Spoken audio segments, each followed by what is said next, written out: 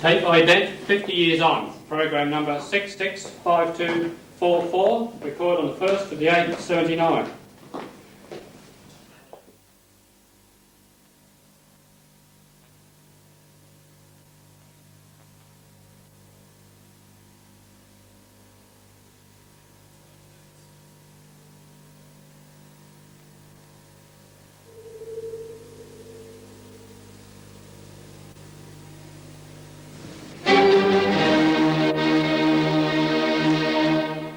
When the orchestra was first started, we were all hopeful of getting a few shillings out of it.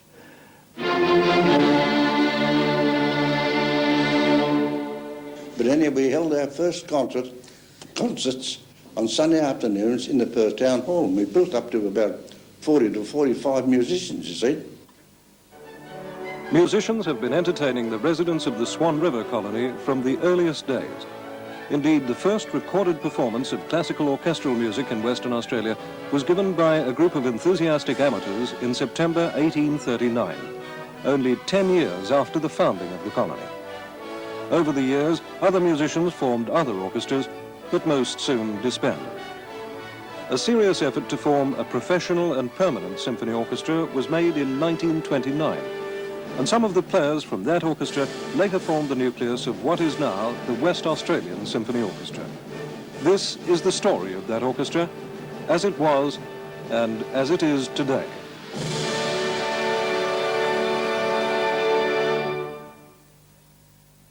Conductor David Measham. The first time I met the orchestra, the West Australian Symphony Orchestra, was in '73, and I was here as a visiting guest conductor just for 2 weeks. And we did quite a bit of studio work. We got on pretty well. We did several recordings and had a concert on the last day. I think it was November the 11th, in fact, which sadly was the day that Tibor Paul, the then conductor of the orchestra, the chief conductor, died on his return to the country. And anyway, I subsequently went back to England and was quite surprised, some weeks later to get a call from the ABC in London asking me if I'd be prepared to take over the orchestra as chief conductor. Well, at that time, I'd been having not a very hard time, but I'd just stopped playing the violin, which had always been my life, being a member of the London Symphony Orchestra. And it wasn't a very difficult decision for me to make, to be offered the chance of being chief conductor of a symphony orchestra. I came here young and with a certain sound in my head, which wasn't a bad thing, because that sound that was very much in my head was what I'd learnt over the years with the London Symphony Orchestra and playing with all the world's great conductors. So I had, the sound that the West Australian Symphony Orchestra made at that time was its own thing, but in fact wasn't quite what I wanted. But over a period of the 5 years I've been here now, we've worked together. We've had our good periods, we've had our bad periods, and that it takes a long time for a relationship like this to develop. But I think it's going very well now, and the orchestra is in, I think, really terrific shape. I'm very pleased for them because they worked very hard.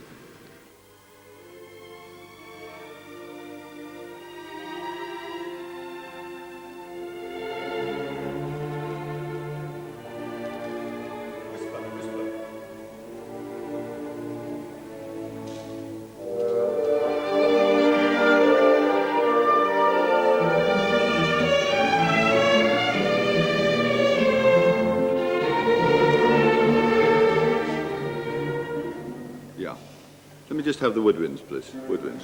What happens is slow up a little for the bassoons, first 2 beats, tempo, and then a little roll again. So give me 46, the end of 46 bassoon. Yes.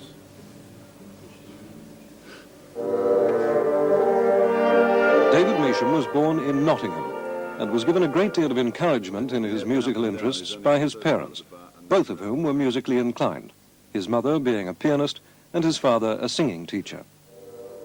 He started learning the violin when he was 7, and later spent 4 years studying conducting, violin, piano, and composition at the Guildhall School of Music, where he became leader of the Guildhall First Orchestra and the Guildhall Opera Orchestra. And to fill in his spare time, he played with 6 other orchestras every week.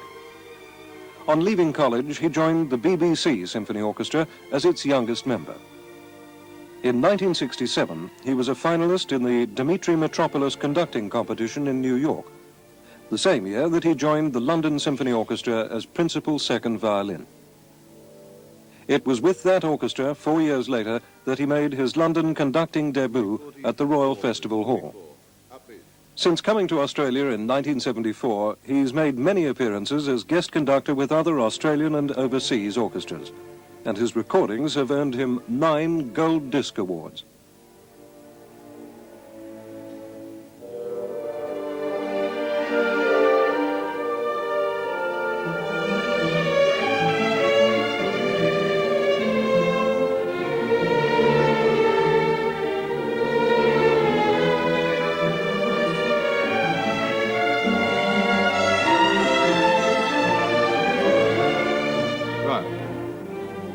Somebody here, 3 before B is penciled in accents on the upper note. Do you have that? Take them out, please. Not accents. Tenuto, ta-hi, ta-hi, ta-hi. But certainly not accents. Okay, let's see. Okay, we'll be right. From A to where the piano comes in.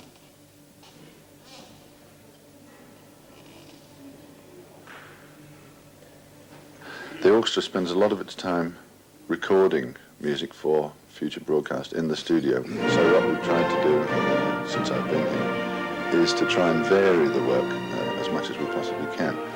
So, for example, we started going out to industry. We played in shopping centres, reaching out to the people that way. We've also tried to do more live broadcast so that one feels, in fact, that one's playing to an audience that is listening there at the moment, rather than merely playing to microphones. This is the sort of thing we try to do to encourage the players to feel that they are important and that their work is important.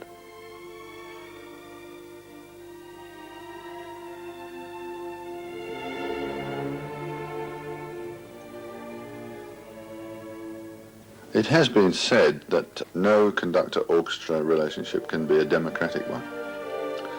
And I know very much at the beginning of the century and even up till the 50s and even with some of the old school, this still holds true. They want to be totally autocratic. Their word is absolute law. I've known conductors that, I wouldn't even dare speak to without making an appointment. And another attitude is that the conductor can never be a friend of any members of the orchestra. Well, I certainly have never subscribed to that idea. And I think that what we've got to do is work and strive for a sort of equal balance of responsibility between each other. And this balance of responsibility was demonstrated a few years ago in a television program called So Who Needs a Conductor Anyway? David Measham showed that in certain circumstances, for instance where a piece of music sits steadily in a fixed tempo, like the Radetzky March, that an orchestra can play perfectly well without a conductor.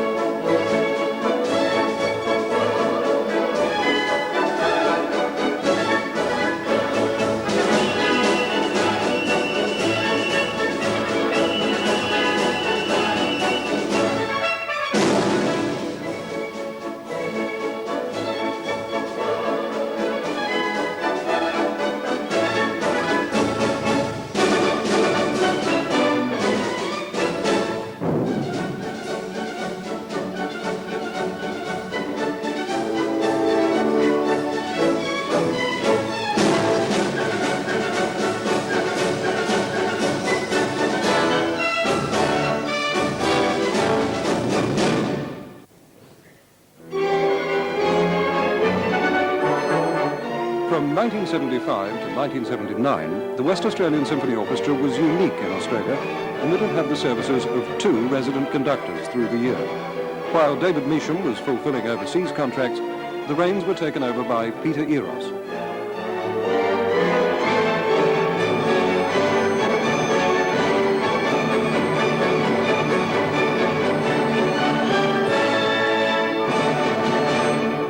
Very good. Now we are going to play the pull-out.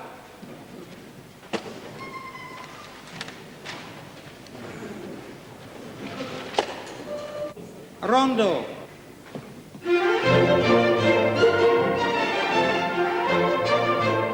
Hungarian-born Peter Eros is a graduate of the Franz Liszt Academy in Budapest and a protege of the great Hungarian conductor George Szell. He lived for a number of years in the Netherlands, where he was conductor of the Hilversum Radio Orchestra and made many guest appearances with numerous leading European orchestras. He's currently also music director and conductor of the San Diego Symphony Orchestra in California.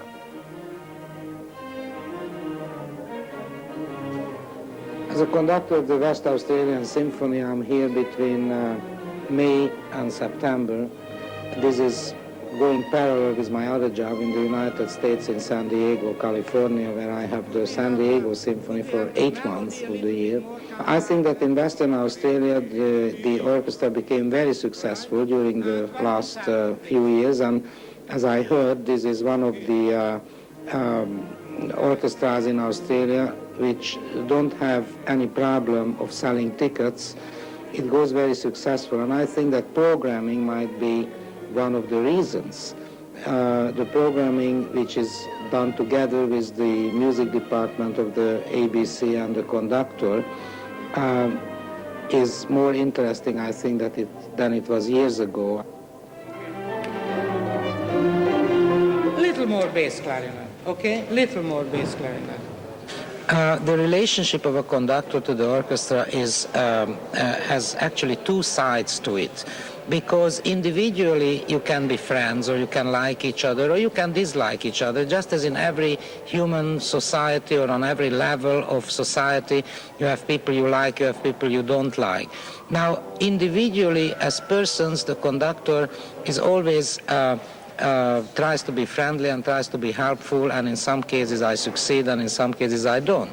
However, when the orchestra is together on the stage professionally as a body, then the conductor regards the orchestra not as a group of individuals but as his instrument, like I would say a pianist regards the piano his instrument, and you don't think of the individual player at that moment. You think of different keys, like the pianist pushes different keys, I push different keys, which could be the clarinet or the bassoon or the violins. So it is actually a twofold relationship.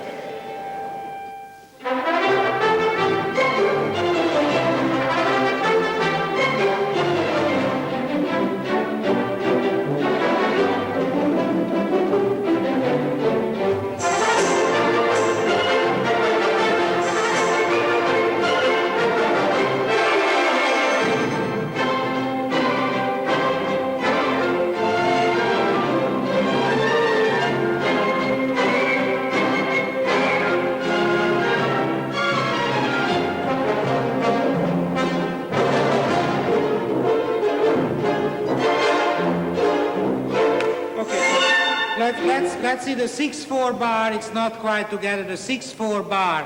Let's play from 38. 38, please. Without beat.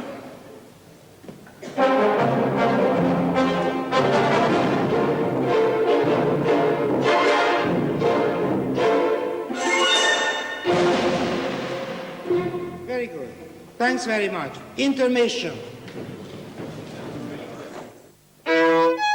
Vaughan Hanley was leader of the orchestra from 1939 to 1976 and has seen the orchestra grow from 18 players to its present strength of 57. Since he left the orchestra, he's devoted a great deal of his time to teaching and musical education. Well, when I first joined the orchestra, it came as a little surprise to me arriving in Perth from Sydney to find what a small orchestra it was, and in fact it didn't show much promise in those days. This was going back to 1939, and I was rather depressed at the standard of music that was being performed, light music all the time, and in fact the sort of old-fashioned tatty light music that wouldn't be tolerated today. And I really had no intention of staying here for any length of time. But of course the war intervened, and finally I went into the services, and after the war, of course, the whole outlook changed rather rapidly, because one could see the developments that were going to take place, and of course it was a challenge to be in it. I did go abroad for a short period and came back, but in the early days, it was only the occasional visits of a great celebrity like Sir Thomas Measham that really made the work in the orchestra exciting. And of course there was another great Finnish conductor that came, Georg Schneevoigt. I don't think many people would remember him now, but he had a powerful influence on all the orchestras in Australia, and including the Perth Orchestra. But then after the war, we got a series of exciting conductors, and of course the orchestra was growing rapidly, and in fact I think looking back over it, it's incredible just the change that's taken place in, well, since I've been here anyhow, since 1939. But for many of the musicians, their careers started long before that. For some of them, theatre orchestras of the 1920s were their training ground, playing for seasons of Gilbert and Sullivan, shows like Choo Chin Chow and The Quaker Girl, and the Williamson-Melba Grand Opera seasons. And in those balmy days, all the cinemas, those grand fake Baroque picture palaces, the Capitol, the Prince of Wales, the Ambassadors and others, all had resident orchestras, which not only provided the musical accompaniment to the silent films, but also appeared on stage for the sometimes extravagant variety entertainment, which followed the interval and was a feature of each session. These shows usually lasted about half an hour, and then the musicians made a quick scuttle back to the pit to play the sometimes specially written score which accompanied the feature film. Yes, well, I started my apprenticeship in playing violin in the silent day pictures, and which I took over from my brother in one of the metropolitan suburbs, and the instrumentation was generally piano and violin, sometimes drums, piano and violin. In the city theatres, in the silent day pictures, Prince of Wales and Theatre Royal and the Grand Theatre, the Prince of Wales Theatre, that was up to about 8 or 9 or 10 players. And Hoyt's Regent, they had an orchestra of 16, which was pretty big in those days. Yes, we're all full-time musicians, and we're working 6 days a week, 2 shows a day, and we were paid accordingly too. There wasn't very few times that I didn't take home 15 or 16 pounds a week. So for a time, things were rosy for Perth musicians, but then came... Wait a minute. You ain't heard nothing yet. I'd walk a million miles for one of your smiles on my knee. Well, when the talkies came, it threw all the musicians out of work, because all the theatres, people wanted to go and see these talkies, and by 29 there was no orchestras going anywhere, and we used to meet at Nicholson. Most of the musicians, Roy Kent was in charge of the brass section of Nicholson's, and we used to meet there one another, and Harold Newton, which was known as Duffy Newton, and he said to me one day, he said, "Look, Dan," he said, "what are we going to do?" He said, "Here we are out of work," he said, and there's talk of a depression coming. So I said, "Well," I said, "can we get together and get a big dance band?" He said, "What about a symphony orchestra?" We held our first concerts on Sunday afternoons in the Perth Town Hall, and we built up to about 40 to 45 musicians, you see. Well, this went on And we were getting actually nothing out of it because it was going in rent, although the rent obviously was very minimal. The first conductor of the orchestra, Harold Newton, better known to his friends by the nickname Duffy, came to Perth from Ireland in the early 1920s. A remarkably gifted man, he played the piano, clarinet and saxophone, but concentrated on the violin. In the mid-20s, he was playing with the Prince of Wales Theatre Orchestra, and when the Capitol opened as a silent movie house early in 1929, he joined that orchestra. An ill-fated move, because after only 4 months, the Capitol, along with all the other silent theatres, closed its doors. And so, with the help of his brother Percy, himself a very talented clarinetist, and a number of other dedicated musicians, the Perth Symphony Orchestra was formed, and by 1931 was giving regular Sunday evening concerts in the Theatre Royal. But in spite of Duffy's enthusiasm, the players couldn't possibly earn enough to live on. There was very little money around for entertainment, and times were hard, as remembered by cellist Ruth Cranfield. We were terribly poor in those days, in incredible poverty. For instance, my first salary at the first concert on May the 31st was the princely sum of 5 shillings. We used to have a very sparse audience, and we used to pay the hall first and the backstage people who got far more than we did. And then we used to divide the takings. My first salary was 5 shillings. Then, one Sunday morning in 1932, Duffy suddenly and without notice left for England, and the timpanist George Reed became conductor.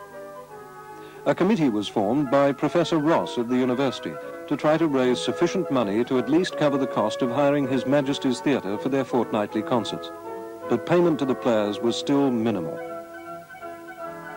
With the establishment of the National Broadcasting Service, the government purchased the assets of 6WF, a station which had been opened in 1924 by Westralian farmers.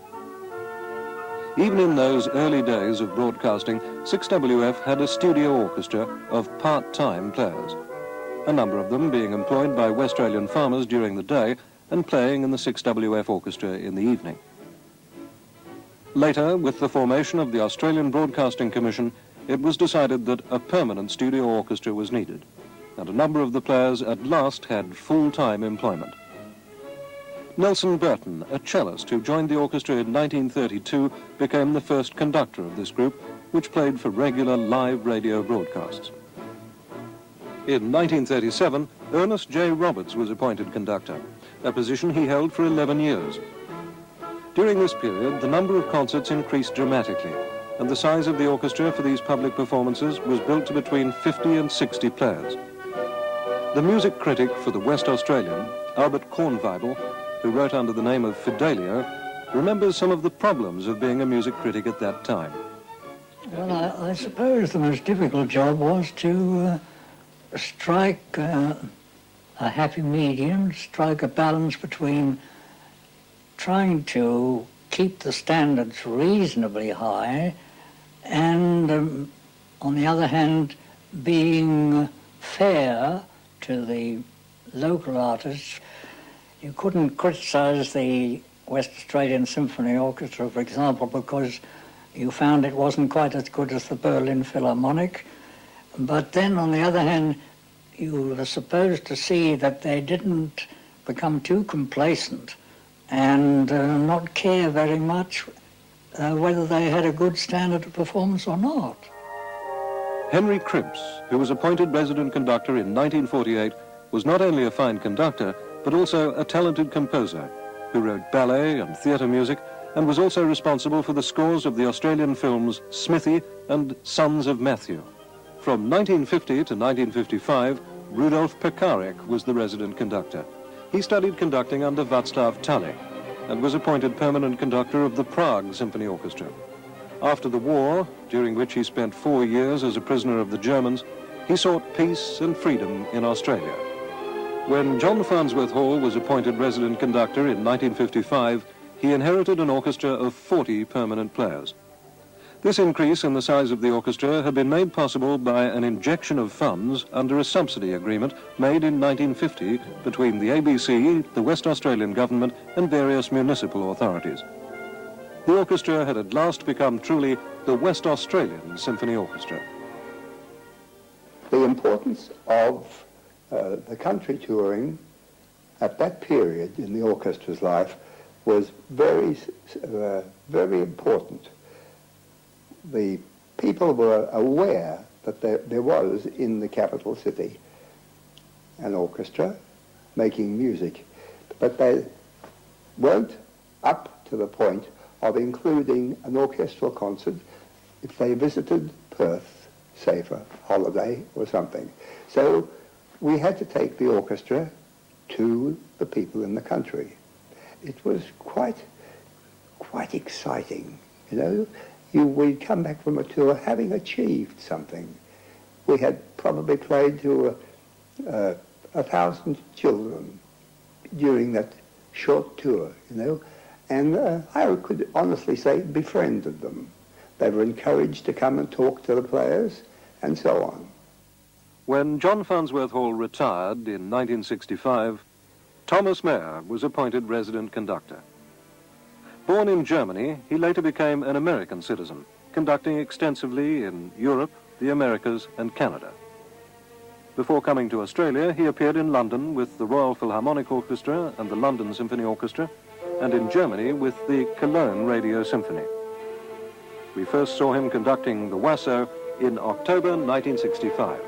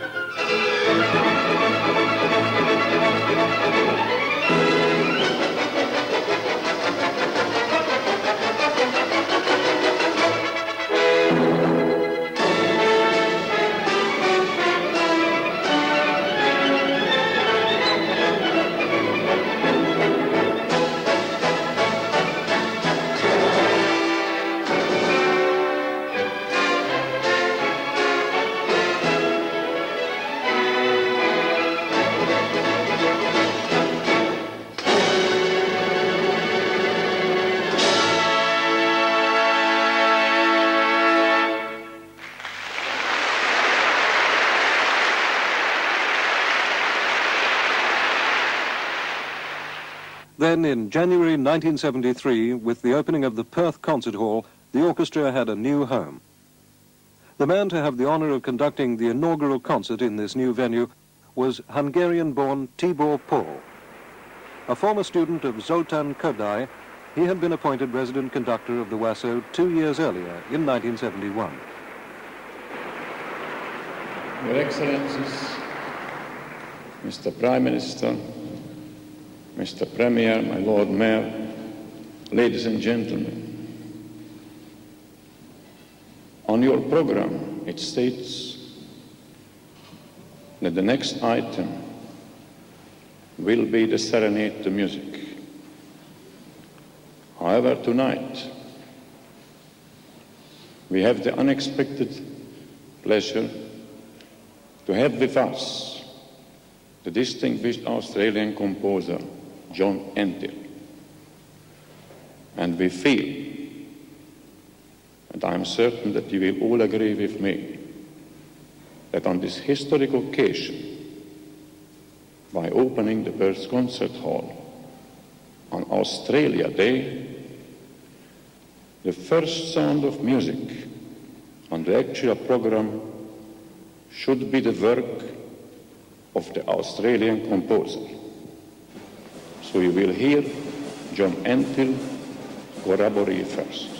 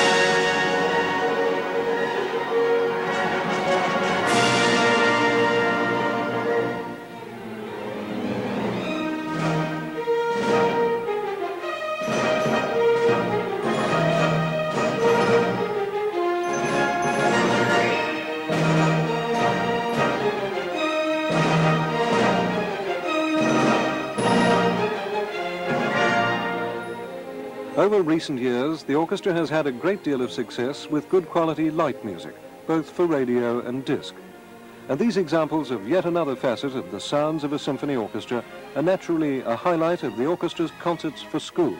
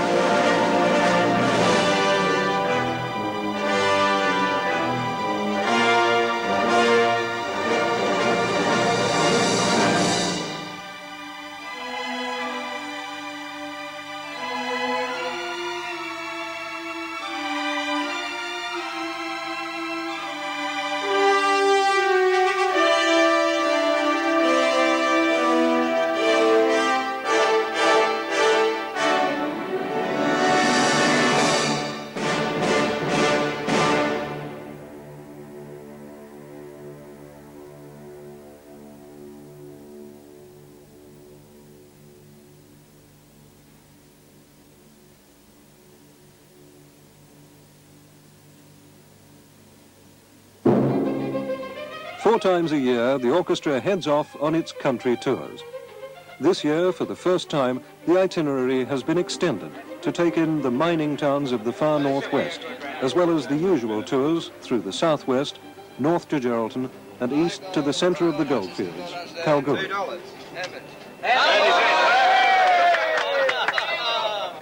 Unfortunately, we still have a big problem to get good professional musicians for our orchestra. So we have to invite people from somewhere, from America, from Europe, from England, you know. But I think it's still my dream in the moment. One day we will have professional conservatoire in Perth, in West Australia, and well, we had the same problem in New Zealand. We have one full-time symphony orchestra, no conservatory, therefore all the young players go overseas. If we want experienced players, we have to bring them from overseas. It costs a lot of money and wastes a lot of money too. I listen to it on the telly. The type of music it plays doesn't really affect me much. No, yes, it's coming in now. You people going? Oh, my other, yeah. Yes, I bought one of the records too, and it's fantastic.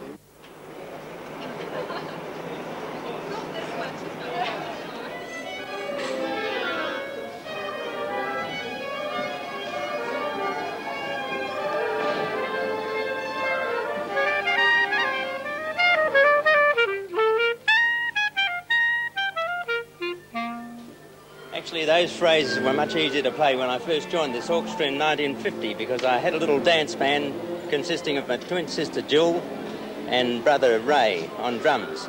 But as the years progressed, I became more serious in my outlook to music. As I said, I joined in 50 in the orchestra as second clarinet and played through till 66 and then took over what we call the hot chair. That's the principal chair on clarinet, which I now hold today.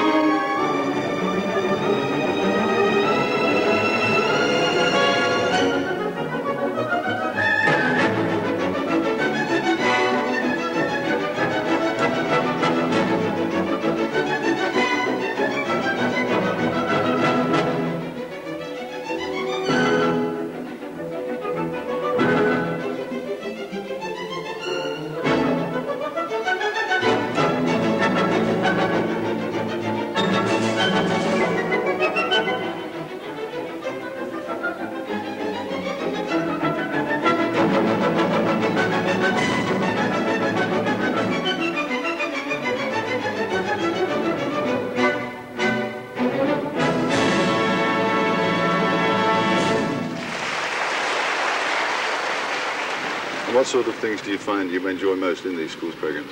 The ones where you depict kind of happenings like you did Storm. Yeah. Yes. Kind of enjoy them best.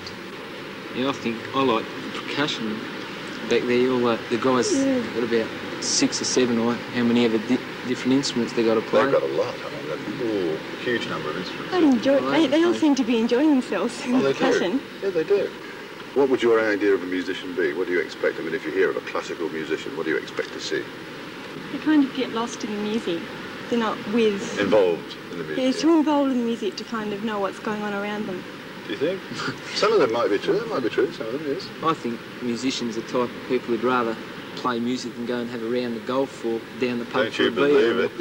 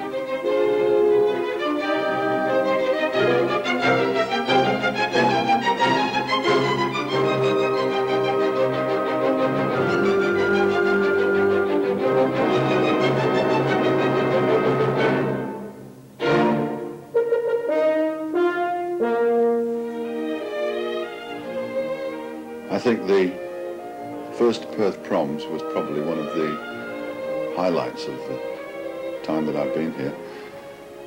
I'd played in the Proms in England for several years with both the BBC, with Sir Malcolm Sargent, and also with the LSO. And so Proms were part of my life, and the incredible exuberance of the audience there.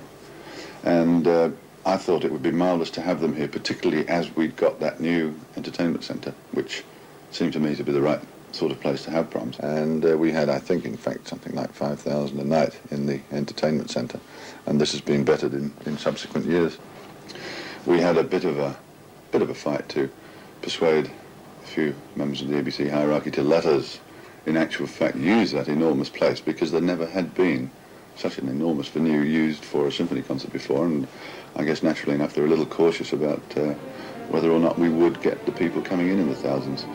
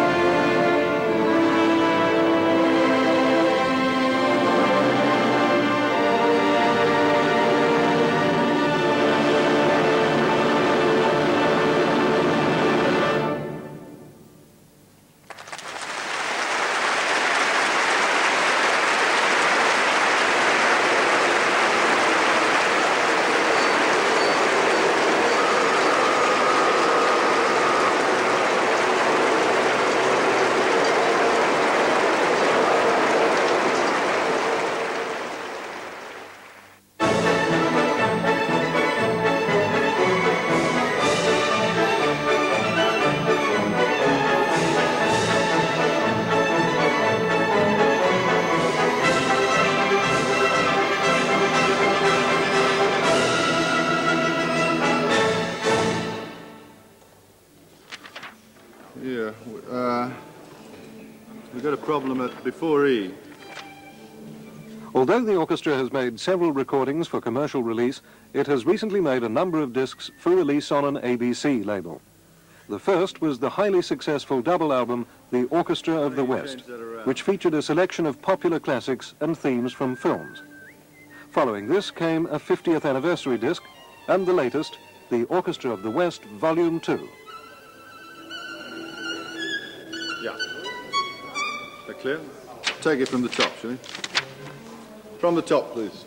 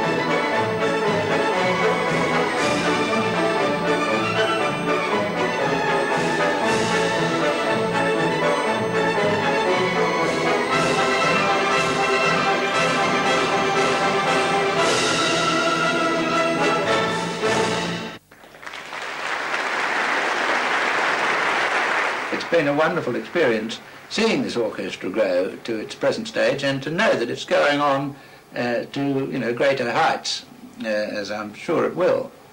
The past has been very exciting, but I never like to dwell on the past for too long. I think the future is more exciting still, and I see great things for the orchestra.